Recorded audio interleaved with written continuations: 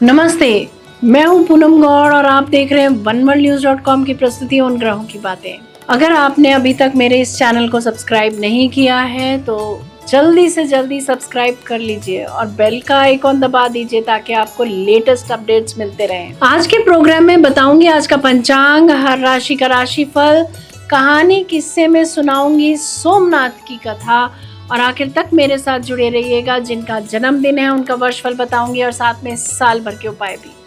शुरू करते हैं आज के पंचांग से। आज गुरुवार 31 जुलाई 2025 है। श्रावण का महीना चल रहा है। शुक्ल पक्ष की सप्तमी तिथि रहेगी 1 अगस्त प्रातः 5 बजे तक और उसके बाद में अष्टमी। चित्रा नक्षत्र रहेगा रात्रि 12:41 तक और उसके बाद में स्वाति। साध्य योग रहेगा 1 अगस्त प्रातः 4:32 तक और उसके बाद में शुभ योग।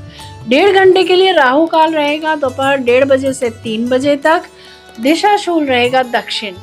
आज तुलसीदास जयंती है। आज कहानी किस्से में सोमनाथ की कथा सुनाऊंगी। बात करते हैं राशिफल की। मैं यहाँ बता देती हूँ कि मैं राशिफल चंद्र राशि से या नाम अक्षर से बताती हूँ। शुरू करते हैं मेष राशि से। आज आपके कार्य कौशल में सुधार देखने को मिलेगा। बहुत मेहनत के उपरांत ही कार्य पूर्ण होंगे। अपने पाचन तंत्र का ख्याल रखें। घर का कुछ पुराना सामान मरम्मत करवा सकते हैं। वृषभ राशि, आज आप अपनी संतान के प्रति कुछ प्रोटेक्टिव हो सकते हैं। अगर पिछले दिनों बीमार थे तो आज कमजोरी से पूरी तरह उभर सकते हैं। जो दंपत्ति संतान चाह रहे हैं उनकी मनोकामना पूरी होती दिख रही है। आप में से कुछ जातक गुप्त प्रेम की योजना बना सकते हैं। समाज में संबंध सुदृढ़ होंगे। मिथुन राशि, आज भाग्य आपके साथ है। सफलता मिलने से गिफ्ट भी मिल सकते हैं। किसी आलीशान घर की प्लानिंग कर सकते हैं आज माँ की तरफ से के रिश्तेदार जो है मैटरनल अंकल्स आंटी वो सब घर पर आ सकते हैं। कर्क राशि, जो जातक नौकरी ढूंढ रहे हैं उन्हें आज राहत मिलती दिख रही है। आज आपके एडमिनिस्ट्रेटिव स्किल्स की प्रशंसा दूर दूर तक होगी। धर्म कर्म में मन लगेगा। जो जातक प्रेम दीवाने हैं उनके लिए दिन रोमांस से भरपूर रहेगा। सिंह राशि, आज प्रॉपर्टी से धन लाभ के योग बन रहे हैं। माँ के साथ कुटुंब से मिलने जा सकते हैं या माँ के साथ स्वर्ण की शॉपिंग यानी गोल्ड की शॉपिंग आप कर सकते हैं। यश मान सम्मान मिलता दिख रहा है। उच्च शिक्षा के विद्यार्थियों को लाभ होता दिख रहा है। कन्या राशि, आज ज्ञान अर्जन का दिन है। साधना करने का दिन है। आत्मविश्वास भरपूर रहेगा। अगर फिर भी लो फील कर रहे हैं तो हनुमान चालीसा का पाठ करें और अपने मन की बात किसी अपने खास से बताएं, लाभ होगा। तुला राशि, विवाह योग्य जातक आज गैर जातीय विवाह का मन बना सकते हैं। दी गई वस्तुएं वापस मिल सकती हैं। स्वर्ण में धन निवेश कर सकते हैं। अपनी सेहत का ख्याल रखें। गुप्त कमाई का जरिया हाथ लग सकता है। वृश्चिक राशि, हर हाल में सफलता आज आपको मिल सकती है। आज आप अपने बारे में सोचेंगे। अपनी मनपसंद के व्यंजन खाना पसंद करेंगे। आज आपकी क्रिएटिविटी बेस्ट रह सकती है।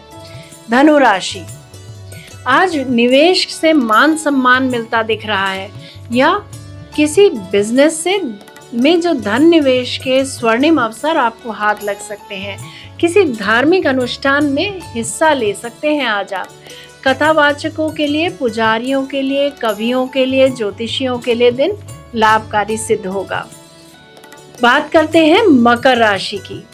आज भाग्य आपके साथ है। भाग्यशाली अवसर हाथ लगेंगे जिनकी वजह से सफलता के साथ साथ मान सम्मान भी मिलेगा। आज गरिष्ठ भोजन खाने का मन करेगा। रिसर्च के विद्यार्थियों के लिए दिन काफ़ी अच्छा जाएगा। जो जातक बीएड या एमएड करना चाह रहे हैं उनकी मुराद आज पूरी होगी।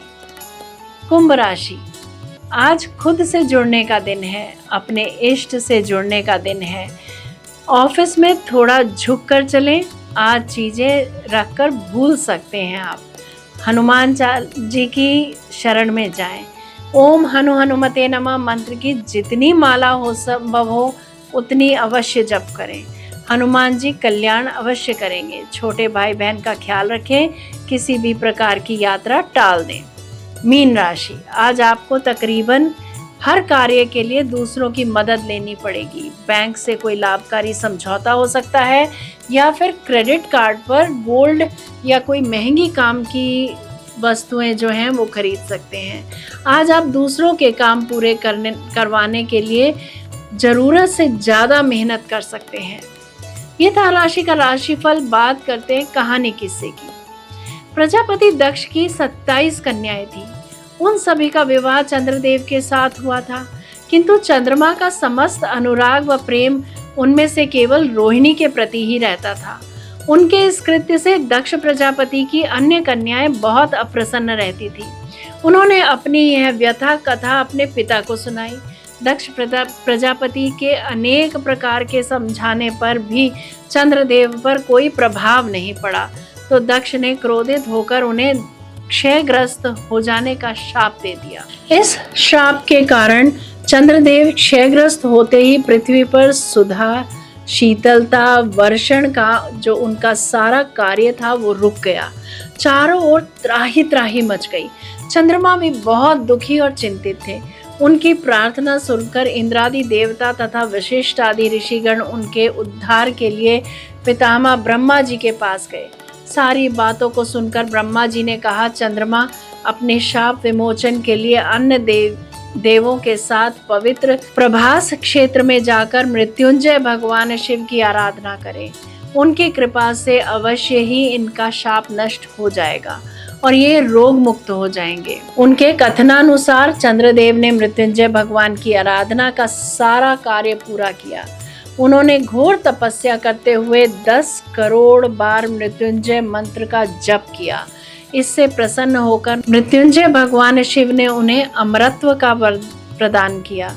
उन्होंने कहा, चंद्रदेव तुम शोक न करो, मेरे वर से तुम्हारा शाप विमोचन होगा ही, साथ ही साथ प्रजापति दक्ष के वचनों की रक्षा भी हो जाएगी।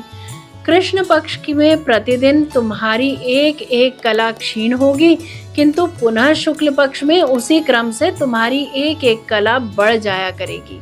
इस प्रकार प्रत्येक पूर्णिमा को तुम्हें पूर्ण चंद्रत्व प्राप्त होता रहेगा। चंद्रमा को मिलने वाले इस वरदान से सारे लोकों के प्राणी प्रसन्न हो उठे।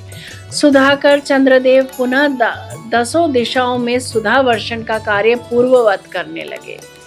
शाप मुक्त होकर चंद्रदेव ने अन्य देवताओं के साथ मिलकर मृत्युंजय भगवान से प्रार्थना की कि आप माता पार्वती जी के साथ सदा के लिए प्राणों के उद्धारार्थ यहाँ निवास करें। भगवान शिव उनकी इस प्रार्थना को स्वीकार करके ज्योतिर्लिंग के रूप में माता पार्वती के साथ तभी से यहाँ रहने लगे। अतः इस ज्योतिर्लिंग को सोमनाथ कहा जाता है। इसके दर्शन, पूजन, आराधना से भक्तों के जन्म जन्मांतर के सारे पाप और दुष्कृत्य विनष्ट हो जाते हैं। नमः शिवाय। अब बात करते हैं जिनका जन्मदिन है। A very happy birthday to you, enjoy your day. 2025-26 तक आपको कठिन से कठिन परिस्थिति में भी सहनशील रहना होगा और अक्सर काम धीरे धीरे पूरे होंगे, तो प्रतीक्षा भी करनी होगी। आप प्लानिंग तो कर लेंगे, किंतु उसको कंप्लीट करने के लिए, एग्जीक्यूशन करने के लिए किसी के सहारे की आवश्यकता महसूस होगी। इस समय पार्टनरशिप में कोई भी बिजनेस न करें कि इसी में आपकी भलाई रहेगी। भूमि से संबंधित कार्यों को न करना ही श्रेयस्कर रहेगा। किसी भी कार्य की नई शुरुआत न करें, अन्यथा कार्य पूरे नहीं होंगे। इस वर्ष काम करने का मन भी नहीं करेगा, किंतु काम तो करना ही पड़ेगा। अपने मन को जैसा समझाओगे वैसा मन चल पड़ेगा। बहुत परिश्रम के उपरांत ही कार्य पूरे होंगे। पेट का अपने ख्याल रखें, समझदारी से खाएं, अपने दिल का भी खास ख्याल रखें। अक्सर आप अपने किए पर खुद ही पानी फेर देंगे। आपके पास धन तो बहुत आएगा, किंतु उसे बचा नहीं पाएंगे। अगर धन बचाना चाहते हैं तो प्रतिदिन सूर्योदय के समय ओम घृणी सूर्याय नमः जपते हुए सूर्य को जल चढ़ाएं, आदित्य हृदय स्तोत्र का पाठ करें। बुधवार को पक्षियों को दाना डालें, गाय को हरा चारा खिलाएं। यदि मेरा ये प्रोग्राम आपको पसंद आया है तो इसे लाइक शेयर सब्सक्राइब करें, बेल का आइकॉन जरूर दबाएं और कल फिर मेरे साथ जुड़िएगा oneworldnews.com की प्रस्तुति उन ग्रहों की बातें में। नमस्ते।